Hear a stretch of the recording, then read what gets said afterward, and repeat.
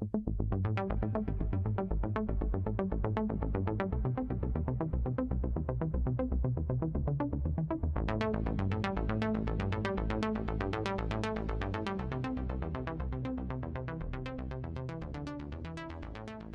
morning, everyone. Welcome to everyone to our RDR and investments webinar this morning. For the next hour, I'll be exploring with my friend and colleague, Jen Anderson, some of the contents of the FECA RDR paper published at the end of 2019. This is the second of two workshops that we've run on this subject.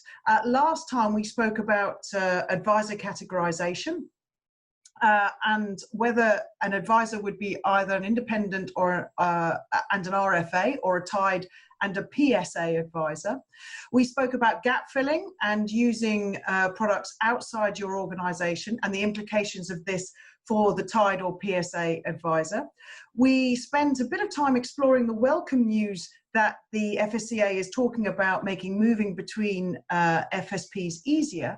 And finally, we covered whether or not advisors and KIs can operate on licenses for multiple FSPs, or whether they might well be restricted to one, which would effectively bring an end to the notion of renting a KI. If you missed any of that or would like to recap, you can find that earlier webinar on our website under the Innate Connect page. Incidentally, you'll also be able to find today's webinar there shortly too. Thank you for all the great responses and feedback we had from that first webinar. My favourite being that we made a cut subject interesting. Thanks for that one, Wesley. And on the back of that feedback, we're back again today with more RDR websites. I'm Georgina Smith, and it's my privilege to look after the Innate distribution team, and it's great to see so many of our advisors here today online. This session qualifies for one ethics CPD point, and a quick note on CPD. For those of you who watched today's webinar in full, you will receive a CPD certificate automatically via email.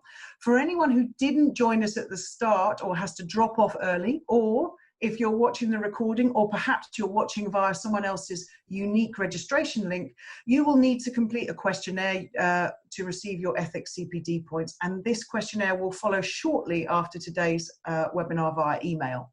There's also a slide pack on today's webinar, which we will be sharing after the session today. As always, we're happy to take questions via the Q&A section at the bottom of your screen, and we'll answer those questions at the end of today's session. So for those of you who weren't with us last time, I'd like to introduce you to Jennifer Anderson. Not only is Jen our head of product and communications, she's also my absolute go-to person for all things technical and regulatory. Last time I said that what Jen didn't know about RDR and investments, you could write on the back of a microchip. And I gather from the feedback from our last webinar that this view was held by the audience too. So very, very much a big welcome back to Jen. Thank you very much for joining me. As I explained earlier, we covered a lot of ground last time, so let me highlight what we'll be looking at today. We're going to be covering in some depth the FECA's thinking around the Cat 2 license, and there's some significant and potential changes there. We're also going to be exploring the suggested changes to equivalence of reward. And whilst our audience may think that this is only relevant to tied or PSA firms, actually put this together with other changes we spoke about in webinar 1, such as freeing up the movement of advisors between FSPs and gap filling restrictions. These three items could well mean we see significant movement between PSA and RFA firms in the future. Finally, we're going to try and pull all of this together, everything we've covered, by looking at a couple of case studies. So Jen, let's start by kicking off today's session and spending a bit of time talking about the investment value chain, because it's important in terms of positioning the FECA's stance from an investment reforms perspective, and specifically the Cat 2 license. Sure. Morning, everyone. Thanks so much for joining us. George, I think let's put up a slide here to give our discussion some context. It's coming. So if you have a look at the high-level value chain in our industry, which we're sharing here, you can see a few things at play. The first is just how many layers there are. So right at the top there, we've got the client, and connecting the client into our industry is financial advice, a financial planner, financial advisor. And from there, we move through the layers. Some clients will be receiving portfolio construction services, model portfolio type services, and manager selection. And then as we move through right towards the tail end of the value chain, you'll see there's asset management, and then right at the bottom, custody or administration services. And there's a lot of different moving parts here, aren't there, Jen? And it must be very difficult for a client to understand who does what and what value do they add. Definitely true. There's also a mix of product suppliers and service providers in this value chain. So for example, and we touched on this in the last session, an insurer and a ManCo, a CIS manager, are product suppliers, but a Cat 2 and a LISP, which is a Cat 3 in this diagram, are service providers. In terms of why that's important, at the moment in the current regulatory landscape, product suppliers have much more accountability and responsibility for the products they offer and the advice linked to those products. And to me, this complex value chain is one of the reasons why the FSCA is making such an effort to engage with all of us and consult with stakeholders before they pass any laws in this space specifically. And I think that's because the possibility for unforeseen consequences, unintended consequences in certain layers or for certain business models in their entirety is quite high. And Jen, it's interesting to note that traditional asset management in terms of managing unit trusts, it's right towards the far end of the chain. It's a long way away from the client, isn't it? You're exactly right. Just look at how far away it is there, almost at different ends of that value chain. And practically, this means that there's no way for an asset manager managing a unit trust to get close to the specific needs of a large number of clients buying into that fund and across that distance and all those layers of the value chain. And this, I think, is one of the reasons that we can see a disconnect between great advice and those advice outcomes and great unit trusts and investment solutions, because they're just so disconnected. And that's particularly true for more complex client needs. For example, trying to draw a sustainable income when you're retired.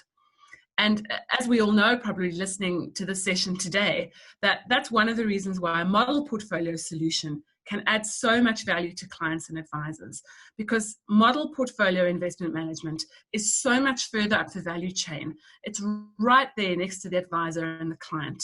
So what that means for me is it's much easier to create a more bespoke solution that's much more tailored to a specific group of clients' needs. That's so true, Jen. And when you think about it, there are currently, 500 or so Cat 2 advisors registered with the FSCA. And our audience may well remember that there was a lot said in the 2018 FSCA RDR paper about the Cat 2 license and its broad application across the client value chain. Why do you think it's so important to the FSCA? Well, what you can see clearly from the value chain we've put up here is that that Cat 2 license is used in multiple places.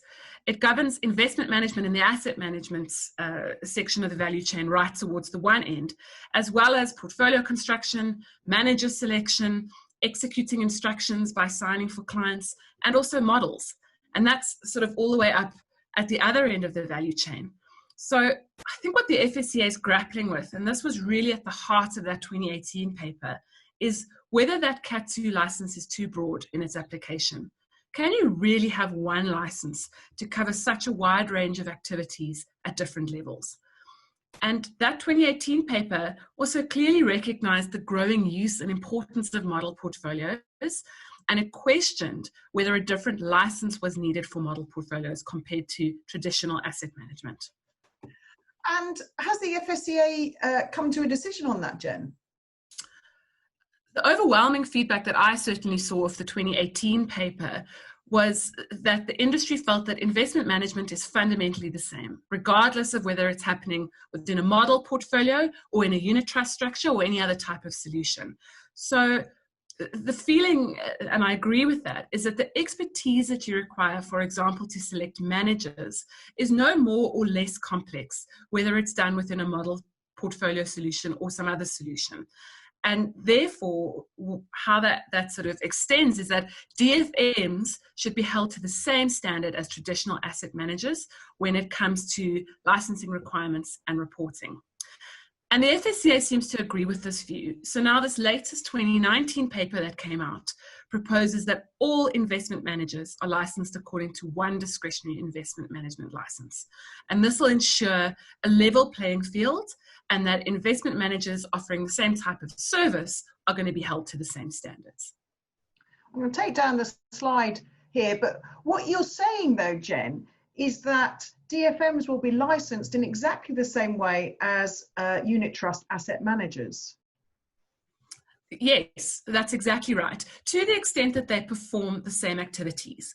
So the FSCA is proposing one investment management license for everyone.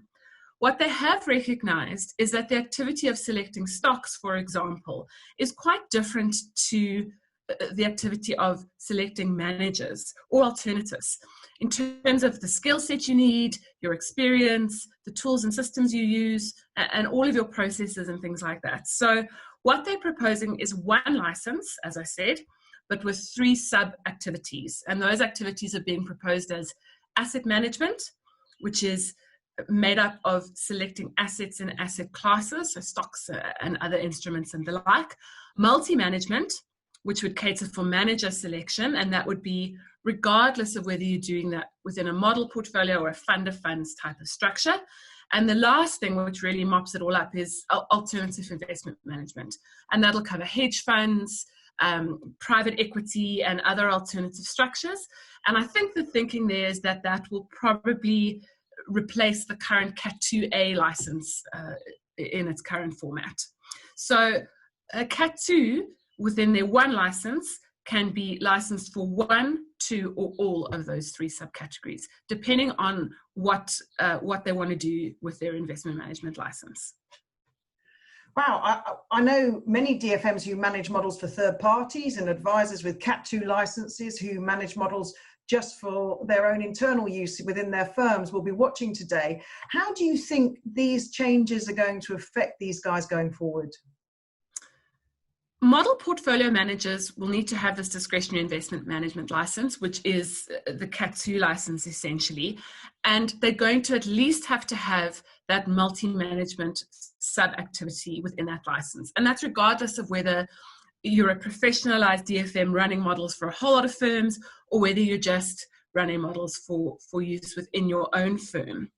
What we do imagine is going to happen is that the requirements for the license will probably primarily be at the core level. So most of the requirements will be the same across those 3 sub-activities. But on top of that, there may be some specific requirements for each of the 3 sub-activities. And the FSCA's current thinking is specifically that the experience requirement and the class of business training requirement in particular may need to be tailored to be slightly different for the 3 sub-activities within that license. So in summary, Jen, those who use a Cat 2 license for building models, whether they are used internally or for third-party advisors, are likely to have the same level of requirements to attain at both the main license level and whichever sub-activity they fall into. So with this in mind, Jen, do you think the Cat 2 license will become harder to get and keep than it is currently? FSCA asked a lot of questions about this in the paper, and in the responses I certainly saw from the industry seems to be of the opinion that the current requirements are largely sufficient. I'm not sure I agree in all instances, and I'm also not sure that the FSCA is going to agree, and I think that's why they're asking all these questions. And while I know it's so tempting to have a license that's really easy to get because it makes life easier for all of us that are licensed FSPs, the risk you run there is that if the requirements for a license are not stringent enough, what that leads to is just a flood of Cat 2s in the market because it's so easy to get. And then what you'll see, and I think you see it to an extent at the moment, is a wide dispersion of skill sets and propositions and just quality in that Cat 2 space. There's just a really wide gap between Cat 2s. I suspect if the FSCA is really serious about professionalizing our industry, they are going to consider putting some additional conduct standards in place to govern certain things. So, for example, and this is just my thinking, but I think it's quite likely that we'll see them asking for some evidence of how can a manager quantitatively and qualitatively assess asset managers and do their manager selection, both when they set up and construct a portfolio and on an ongoing monitoring basis. I think that would be something quite sensible to look at strengthening in terms of the requirements. Other things they may do is say, provide us evidence that you have an investment committee. And on that investment committee, is it just people from within your CAT2, from within your firm, or is there some independent, non-executive type representation on that committee? And something else that I really wouldn't be surprised if we saw is some sort of requirement to ensure that your portfolios align with the advice process that advisors are using to put clients into those solutions. And particularly in the PSA or tied space, I really wouldn't be surprised if we saw something like that come out. And what we've seen already with some of the larger networks in the country is that they're already moving there. They're anticipating things like that. So we're seeing a couple of the bigger networks coming out with a very strong centralized investment proposition, and they're clearly coupling that and linking that to a good advice process. So as I said, these are just some of my thoughts. The paper didn't lay out things like this specifically, but what I can say for sure is if any additional fit and proper requirements come out or conduct standards from the regulator, it is going to raise the bar for CAT2s, and it is going to make that CAT2 license more difficult to get, without a doubt. And what would this mean for firms with a CAT2 license already in place? Ah, my favorite question. We covered this a little bit in the last session. So as we said there's really two routes that the regulator can go when they bring out new regulation. The first is to vest, and that's to say that everybody who's already got the license can keep the license, even if they don't necessarily meet all of the requirements. I think in this instance, for this type of thing, that's pretty unlikely. We're probably more looking at a transition arrangement and a transition period. So how that will work is the requirements will apply to everybody, new entrants getting a CAT2 as well as existing CAT2s, but all of the firms with an existing CAT2 will be given a period of time to transition and to get their businesses into a state where they can comply with all of those new requirements. Yeah, and where will this leave advisors who maybe can no longer meet the new CAT2 requirements? What would they do? It really depends on what you're using that CAT2 license for. If you're using it for model portfolio construction and management or any other type of genuine investment management, you'd need to think about partnering with someone who is going to keep their CAT2, a professionalized DFM firm, for example, and outsourcing that part of your proposition to that CAT2 who's going to keep their license. Yeah, I mean, we know there are a lot of CAT2 license holders out there who are using their license only to sign instructions for their clients. So where does this leave them? What about them?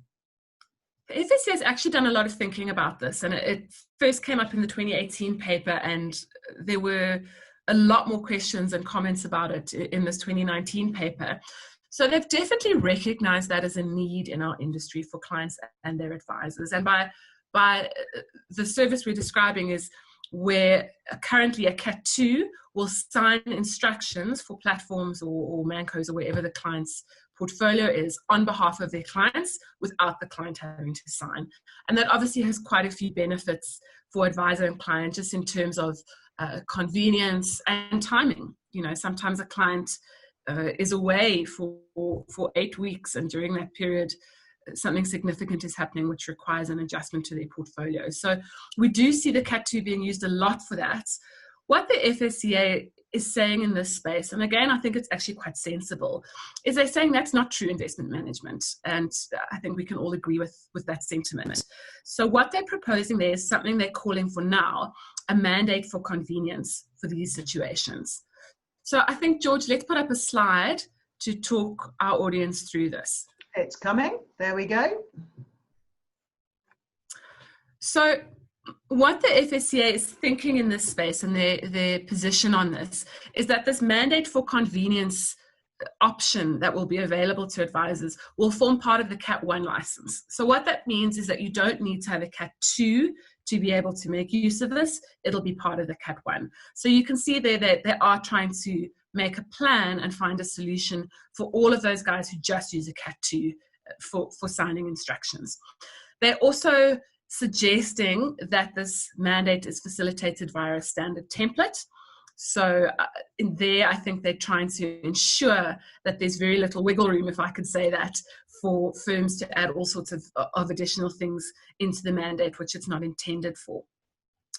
And in terms of the scope of the mandate, the suggestion in the 2019 paper was that it only enabled a rebalance back to the original fund weightings that were agreed with the client. So, we've asked the question and we've posed the question to the FSCA is, would it be sensible to widen that slightly?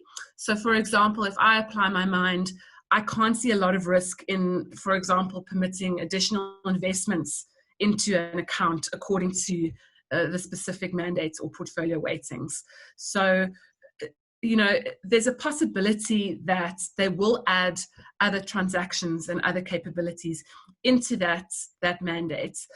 But I suspect, knowing where the FSCA is on this and knowing their intention with regards to this, that the final mandate that we see come out and the final rules around that will actually still be quite narrow and specific.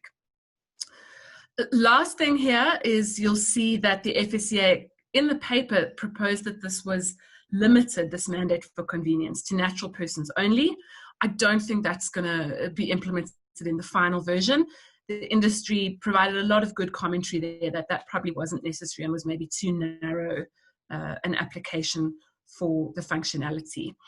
Last thing important to note, and it's the last point on the slide here, is that you're not going to be able to charge an additional fee for this.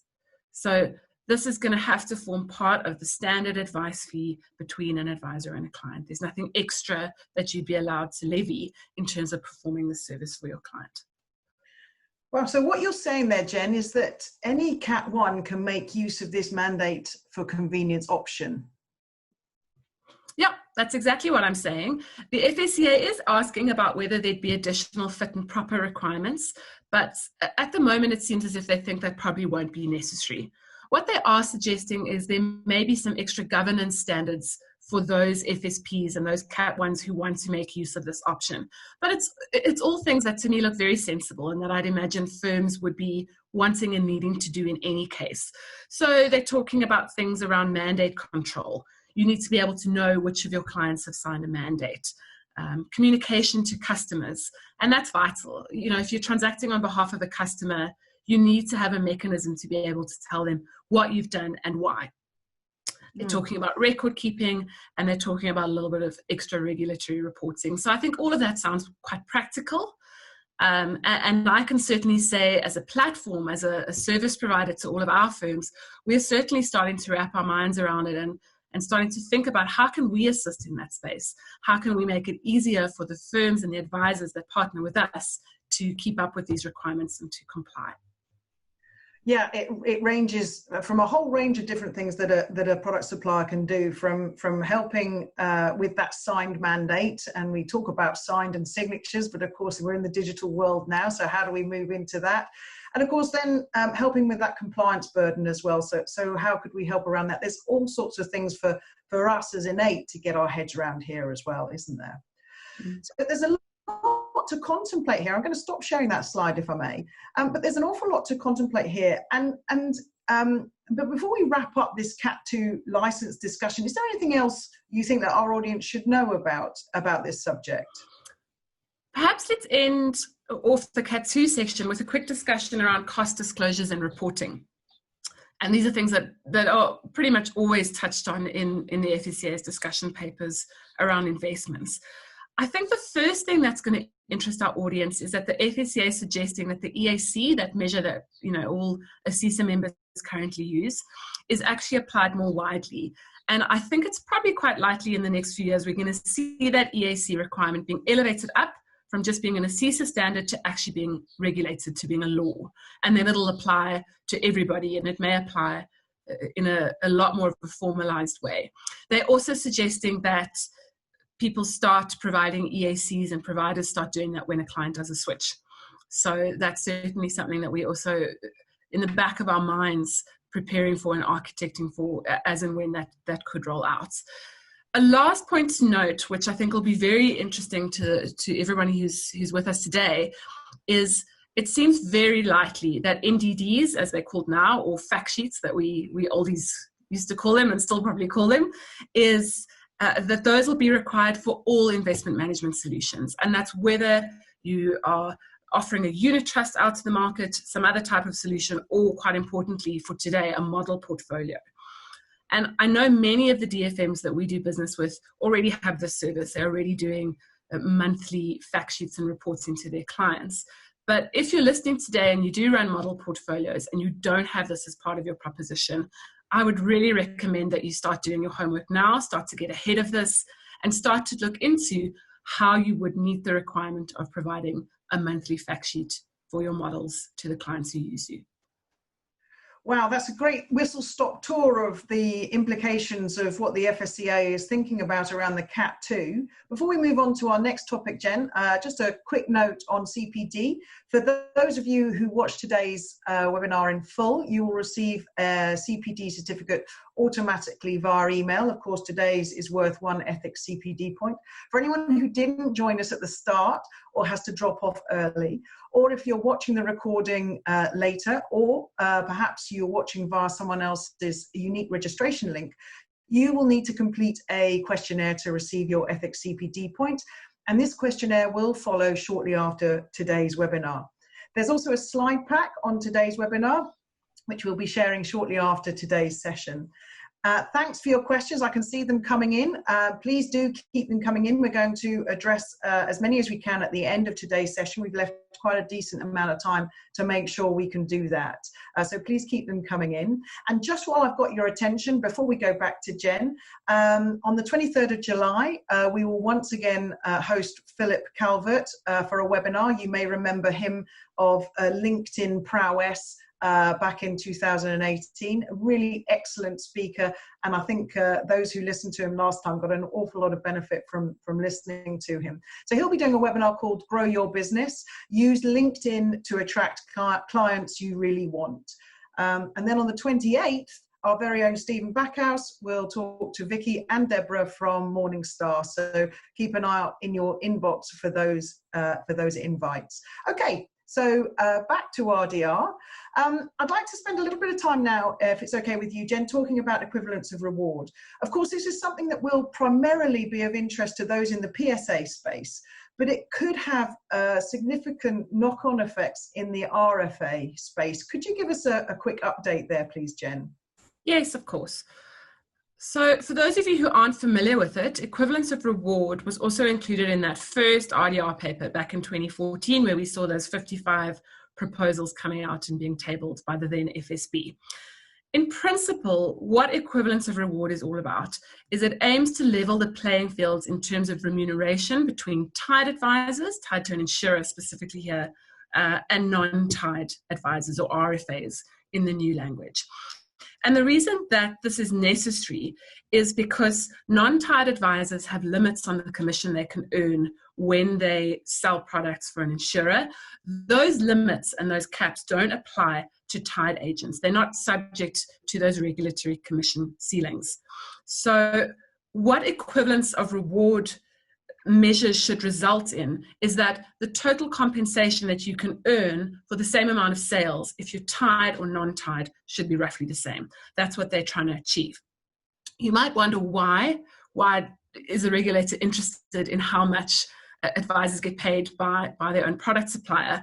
And the main concern here is that uncapped remuneration can result in a lot of churn and can result in behaviors that in the end lead to poor outcomes for clients. And I think we can all think of scenarios where that could be the case. In the equivalence of reward space, most of the regulation again here is still in discussion phase, although it may be slightly further along than some of the other RDR discussions in the investment space. What I can say from the latest update we received again in 2019 from the FECA is that they do seem to be relaxing their stance here somewhat when it comes to equivalence of reward. Wow. So can you tell us some of the key things that the FSCA is now proposing? The first thing that's interesting here is this is obviously a very sensitive topic for insurers. It affects the heart of their business and how they fund their distribution models. And the FSCA over the last couple of years,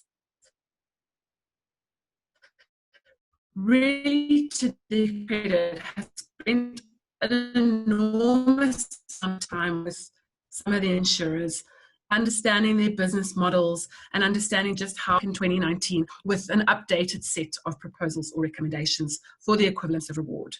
And the first, and this is the crux, this is the thing everybody wants to know, is what is the percentage? What is the cap? And the FSCA is still saying that they want to set that limit at 15%. And what that means is that a tied agent won't be able to receive any additional incentives over and above their normal remuneration of salary over a 12-month period, over and above 15% of what they usually earn. And that's any type of compensation, not just monetary compensation.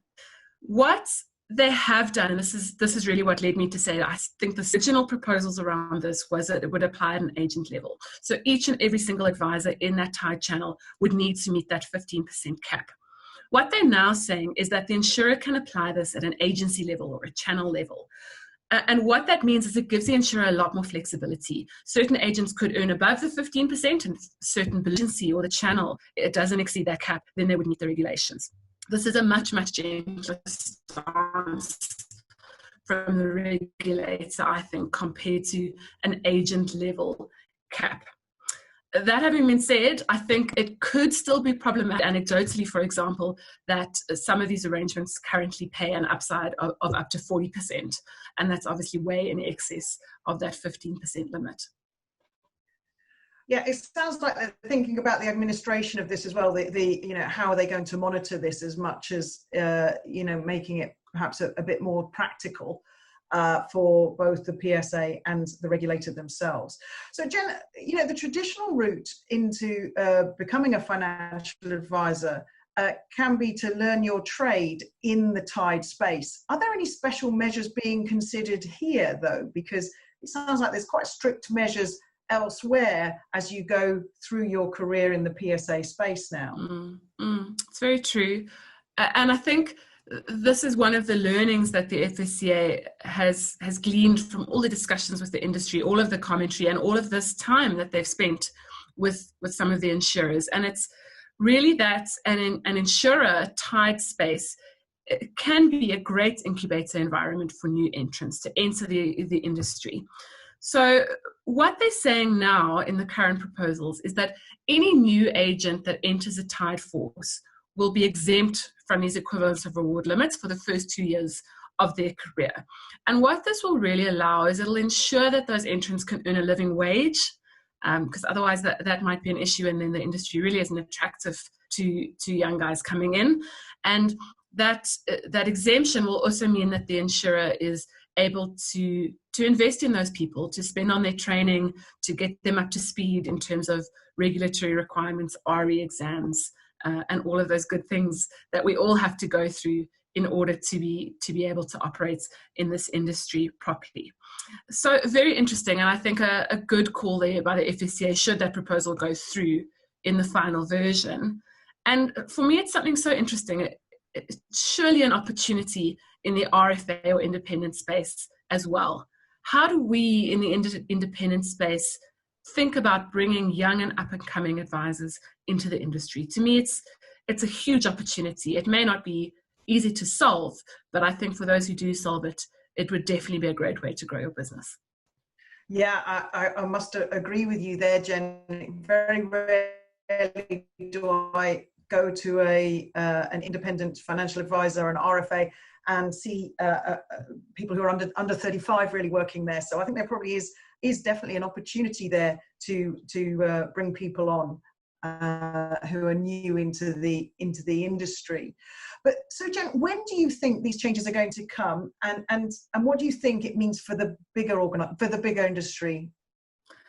we were expecting draft regulation this year. So if we remember how the sort of the path of regulation goes when it comes to the FECA, we'll typically have these discussion documents come out for complex regulation like this. Then we'll see a draft regulation that again goes for comment through the industry.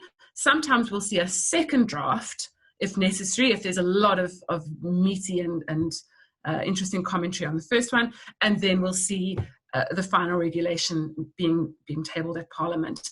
So the FECA originally said that the first draft of real regulation would come out this year.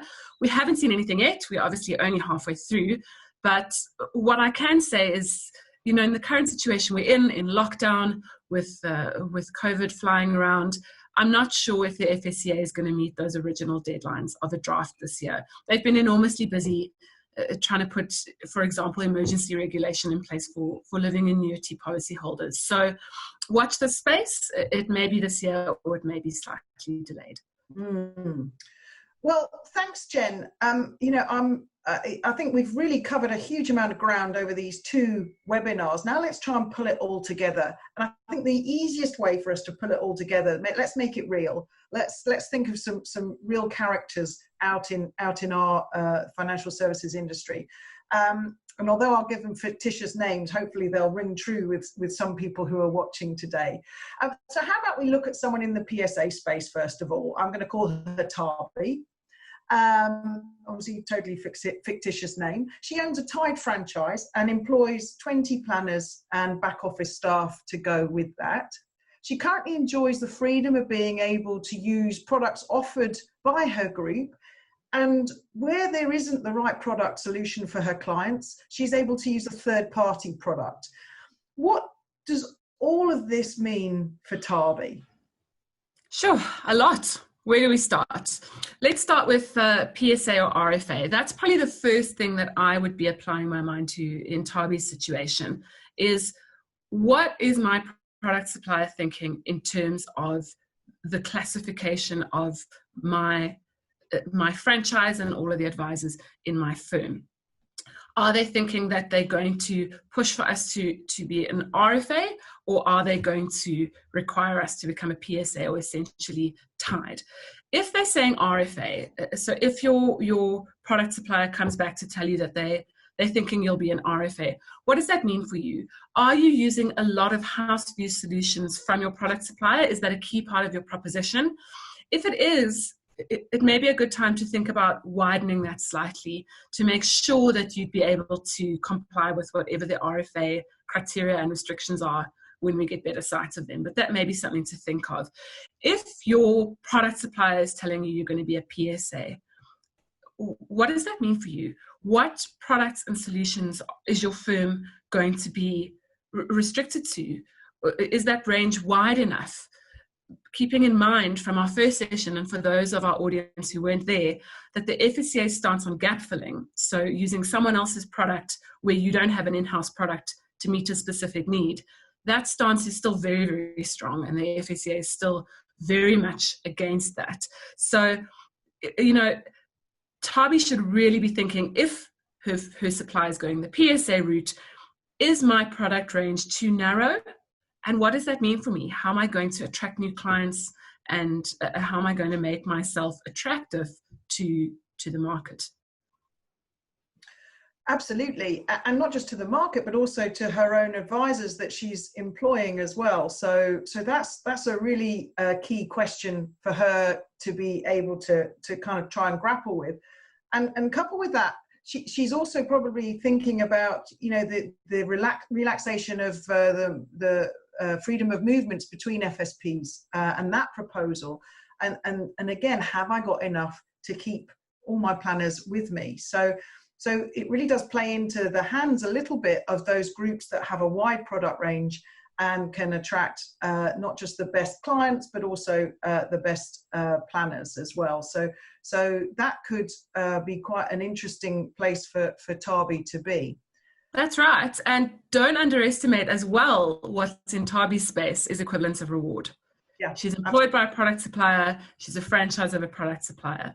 So something else for her to really be wrapping her mind around is find out from your product supplier, if you don't know yet, what is the equivalence of reward percentage currently for your firm, and what is that percentage for each and every single advisor in your firm as well as yourself. And once you know that, you can see how far off that 15% proposed cap you are. If you're far off, it's time to start thinking potentially and ask those questions of your product supplier. What is their thinking in this space? Are they going to be restructuring how they remunerate your franchise, yourself, and the advisors in that franchise? So in the equivalence of reward, they are, for example, saying certain costs will be excluded. So office management costs, for example, senior staff management costs potentially out as well. So it may not necessarily be that in rands and cents your advisors and your agents are going to get paid less, but it may be about making sure you're ready to restructure correctly so that you come under that 15% cap. But that, again, if I was a PSA in a franchise in particular, I'd be asking my products questions around that. Yeah, and they'll be putting a lot of thought and a lot of brain power into future-proofing themselves as well. So I'm sure there'll be a lot of discussion in those spaces around how to structure Tabi to make her future-proof going into the next round of discussions with the FSCA. Okay, so thanks for that, Jen. Now let's look at someone in the RFA space. Let's call him John. Again, totally fictitious. John runs a network of, say, 100 advisors. They are keen to be seen as an independent advisor or an RFA, but to be commercially viable, of course, they also need to drive their own in-house solutions, which tend to be solutions created by their own in-house Cat 2 function. John is keen to grow his network aggressively. Jen, what does everything we've spoken about in webinar 1 and today mean for John? So again here, if I was John, the first thing I'd be considering is that foundational question of, do I want to be an RFA or do I want to be a PSA? And for those of us who joined the first session, you may recall that what we're saying now is that the FSCA is actually suggesting that you can be a PSA or tied to a Cat 2. So if you are exclusively using investment management solutions from one Cat 2, and that Cat 2 is in-house, there may be instances where you will be required to be a PSA of that Cat 2. And I think that would certainly impact John if I understood your example correctly. So John needs to be thinking about that. If it's very important to my business model and my proposition that I'm an RFA, that I'm not tied, how am I going to achieve that? And I'd be keeping close to those Cat 2 changes in terms of RFA and PSA and the general advisor categorization rules and discussions as well. If John's going to end up being a PSA, what will that mean? What range of products will be available to the advisors within that fairly large network? Something else I heard you say is John's looking to grow his network aggressively. And I know that's true for a lot of networks and firms out there. And something that we touched on, but I think that ties all of these things and all these moving parts in the RDR together, is that there may be a great opportunity for John and others like him to pick up on advisors and advice talent, leaving the tied space and looking for a home with an independent network. And I'll tell you why, and it's really quite interesting. So when RDR first came out, that 2014 paper, what we saw in the industry was a flood of advisors joining the tied force. And, you know, very understandable in a way. There were lots of one-man band independents out there who became very worried. Am I going to be able to keep up with all of this regulation? Is the regulation going to restrict the amount that I can charge to the point that I can't earn a living wage and I can't pay my staff? What is the cost of all this regulation coming down the line going to mean for my business? So what we saw was a whole lot of independents flooding into the tied agencies within the country. And what we're seeing now, I mean, it's 6 years later almost, what we're seeing is almost the opposite. So for a few reasons. The first being that, as we discussed last time, the RDR has rolled out more slowly than anticipated. And I think a consequence of that is it's lost its teeth somewhat.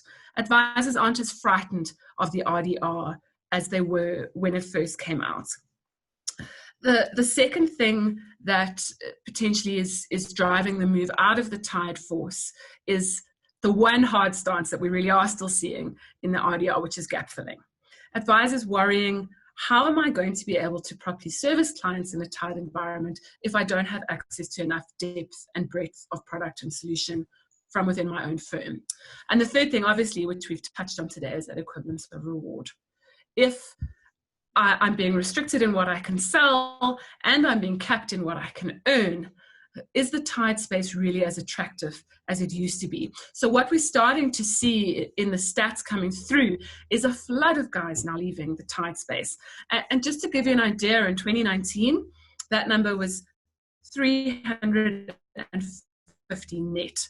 So that means net 350 advisors left the tide space. And that's an enormous amount if we look at the total size of our industry. From that's bigger than most large networks out there. So that's the scale of the moving from the PSA space into the RFA space. So yes, that really does put that into perspective, Jen.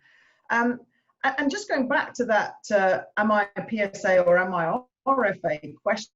Of course, remember in webinar 1 we talked about the FSCA perhaps looking at what the drop down percentage could be and maybe putting controls in there. And I remember we spoke about some numbers which had been banded around 32%, something around that. So that could also be something that John needs to be thinking about, wouldn't you say?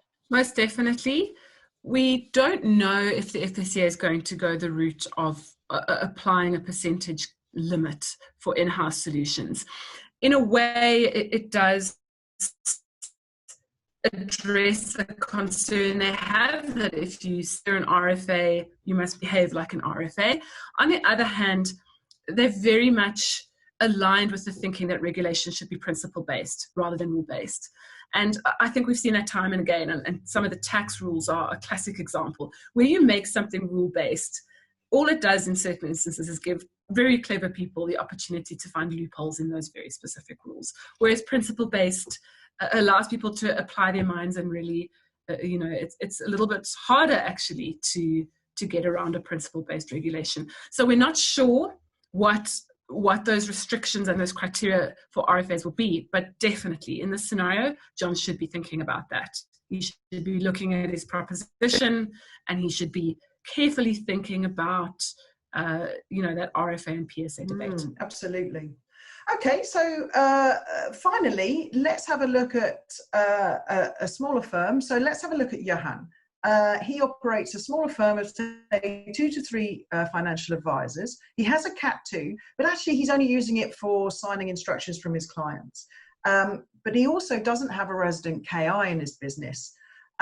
What should he be concerned about? First and foremost, no KI within the business. So in the first session, for those in the audience who weren't able to join us, we said that the current proposal in the latest FECA paper is that a KI will not be able to operate across multiple licenses unless you're within a group of companies. So, and you mentioned it at the beginning, George, that concept of renting a KI where you have professionalized key individuals operating across 5 or more licenses, that business model, I think, is potentially reaching its end if this RDR proposal rolls out. So for Johan, that's the first thing I'd be worrying about. And luckily here, we're not looking at the regulation coming onto us in the next 6 months or even a year. So Johan's got time. I would start looking at the requirements to become a KI and putting those processes and those steps in place, RE exams, all of those good things that we need to do to be ready for this, to be ready to bring that KI license in-house into the firm before that regulation rolls out and leaves them high and dry. So I think there's an opportunity here to get ahead of this if you are in that situation and to start solving that problem before it becomes a real issue. The other thing, obviously, for Johan and his Cat 2 is, from what you've said, he's not really using his Cat 2 for true investment management, but as more of a power of attorney to sign instructions for his clients. So if the regulation and the proposals roll forward as we've seen them proposed now, Johan could be in a position to actually get rid of his Cat 2, to lapse his Cat 2 license, and to rather make use of a mandate for convenience to sign instructions on behalf of clients, and that would be attached to his Cat 1, as we said. And actually, if you think about it, for a firm like this, for Johan, that's quite a big win. Cat 2s aren't free. You know, they come with costs, as all these things do. You've got to be audited. You've got to pay your FECA levies. You've got to have all sorts of compliance and checks and balances in place. And that does come with cost. So it's probably actually a win-win for Johan. He's going to still get to sign instructions for his clients, which seems to be his business need, but he'll no longer have to have an extra license in order to do that. Absolutely. Wow. So we've covered some nice characters in our financial services industry there. Let's move across to some of the questions that have come in. And thank you so much for everyone sending them in. I'm going to go back to the start of the webinar, if I may. There's a question from Andrew, I know it's been raised a couple of times around the Cat 2 license. So thanks, Andrew. Thanks very much. Great to see you. Are you up in KZN still? I hope so. Do you think an investment committee is going to be mandatory? And I guess that's in relation to keeping the Cat 2 license, and obviously those extra regulations that may well come in place to bring the Cat 2 up to the level of an asset manager. So do you think an investment committee is going to be mandatory, Jen? Most one-man advisory firms who model portfolios don't have this, nor do they have the resources for an investment committee. So we're really not sure, and that comment around an investment committee is really us as a business applying our minds to what the FSCA may be thinking in that space. And if we look at more of a traditional investment management in an asset manager or a unit trust environment, that's certainly something that we'd expect. And I think Andrew's question is so interesting. And thanks, Andrew. Thanks for joining us again today. I worry about the back half of that question. And it's, can a one-man advisory firm really run model portfolios at scale? And, you know, I think what the regulator is saying is it doesn't matter whether it's a model portfolio or a unit trust. You need to have the level of rigor, the level of tools, systems, governance, etc. in place to perform a proper professionalized investment management service. That having been said, you know, we are in an environment where there are lots of businesses out there that offer outsourced options. So there's a chance that while the real kind of gears of running the model portfolios can remain with the one-man advisory firm, they're going to have to pull on some other expertise from outside the firm to just fill the gaps where they need them. But, you know, we're not really sure what that's going to look like yet, and we'll watch it. And Andrew will certainly let you know if we see anything more concrete come out in that space. Absolutely. Something has come in from George Dell. Hi, George. Thanks for joining us. I've read that the mandate of convenience under Cat 2 will get ruled out, and that Cat 1s may apply for a limited administration. Now, I know we've sort of covered on this, but perhaps you could just answer this one specifically for me, Jen. You know, that whether a Cat 1 may apply for a limited administration category, which will accomplish the same. What are your comments on that, Jen? So George is right, and that's exactly what the mandate of convenience is. Something that I think George maybe inadvertently has picked up on is that the terminology mandate for convenience is not set in stone. And we probably won't get the final wording that the FECA proposes. And I think that's probably quite smart. The word convenience may not be a word that resonates that well with clients. So one of the questions in the 2019 paper is, what should we call this thing? And we've seen a few things bandied about. Limited administration was actually one of them, which is why I'm saying George potentially has an inside track on this. Otherwise, we for example, submitted something along the lines of a limited transacting mandate. So what we call it, we find in the industry, is quite important in terms of how far that goes to help clients understand what they're actually signing up for. And just while we're still on that mandate of convenience, or whatever it ends up being called, will this be up to the Cat 1 to put this together? So thanks, Arifa, for your question. Or is it something that say something a larger FSP would put together to help the Cat 1 with that application process? It depends whether the FECA goes with the standard template or not. So if they go with the standard template, then I suspect what we'll see is something very similar to the dividend withholdings tax exemption form, for those of you who are familiar with it. It may come on a company letterhead with a nice company logo and colors, but the content of that thing is identical. No matter what product supplier you go to, they're going to give you the exact same thing in terms of what they're asking, the order they're asking for it in, the numbering, etc. So if we're in a standard template environment, we'll probably see something like that. And yes, I would think all of the bigger product suppliers and platforms would happily provide that.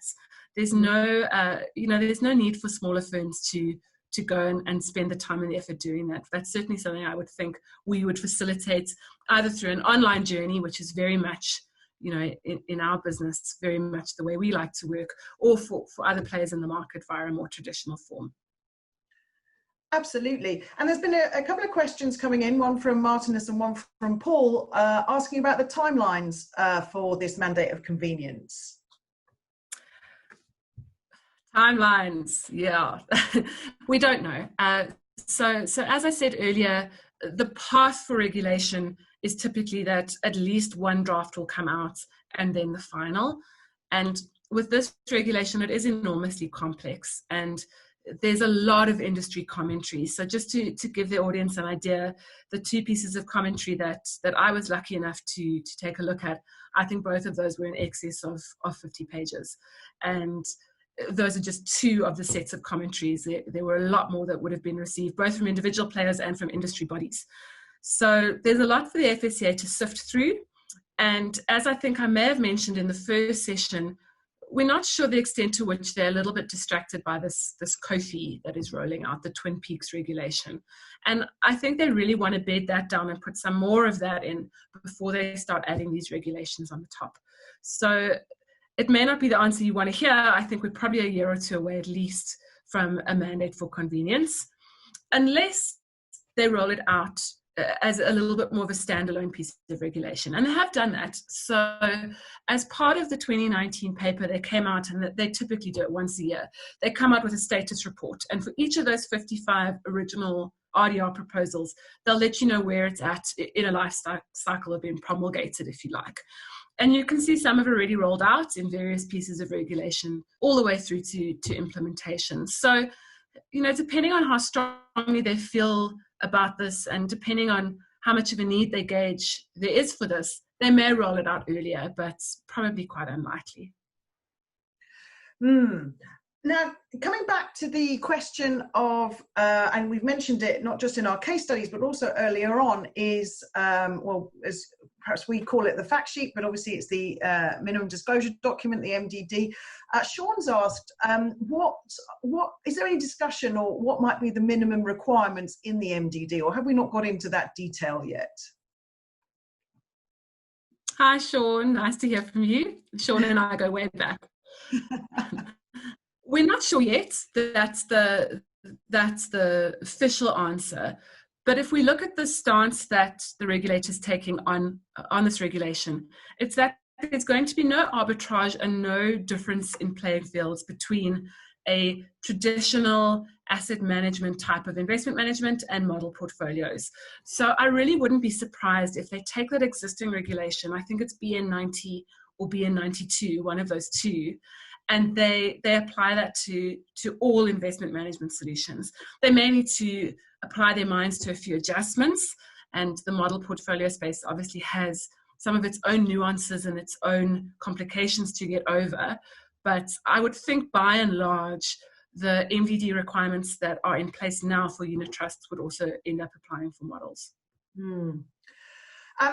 Few questions coming in, obviously people enjoying today and wanting to get hold of our first webinar, Jen. So just to remind everyone, the first webinar, webinar 1, which we did last month, is available on the Innate website, www.innate.co.za, and it's under the Innate Connect tab. So if you click on that tab, go to the webinars, you'll see Jen and I in glorious Technicolor doing the first webinar about RDRs, where we covered some of the stuff we're recapping now in a lot more detail. Another question's come in. This person's staying anonymous, but will an individual be allowed to be a KI and or a rep across Cat 1 and Cat 2 FSPs, Jen? If they're within the same group, potentially. So I'm pausing there to apply my mind, because a comment in the paper was that this rule around reps only being on one license may be limited to a Cat 1. That's the way the wording seemed to be, and I'm not sure what the thinking was there. So maybe, that's something that the FECA will clarify a bit more in the next paper and the next round of discussions. But there was no restriction to say if you're a group, so if you're all within the same group of companies, that you can't be a KI across Cat 1 and Cat 2. What they were concerned about and they were asking about is it the correct thing to say that you could be a KI or a rep across PSA and RFA? That's more what they're worried about. In the rep space, I think it's very unlikely. So if you're a rep and you want to be a rep across more than one license within the same group of companies, you're going to have to be a PSA and a PSA and a PSA and all of those. You can't be a PSA here and an RFA there. They worry that that's too confusing for a client. For key individuals, they suggested the same. The industry's gone back to say, we're not sure that's really necessary. There may be ways to keep the Chinese walls up sufficiently from a key individual perspective to allow you to jump the RFA and PSA fence within the same group. Wow. There are other questions that are coming. What we're going to do is we're going to look to answer those in our follow-up email that comes through, either directly with the people who've asked them or maybe in a general sense. But we've run out of time now, Jen. So it really only leaves me to say thank you so much for all your time and your insights again, as ever. And I can see by the comments we've got and the questions that have been asked, people found it really insightful. So thank you so much for your time and your insights, Jen. And I think, let's watch this space. Let's see what else comes up in this in the next FSCA's paper.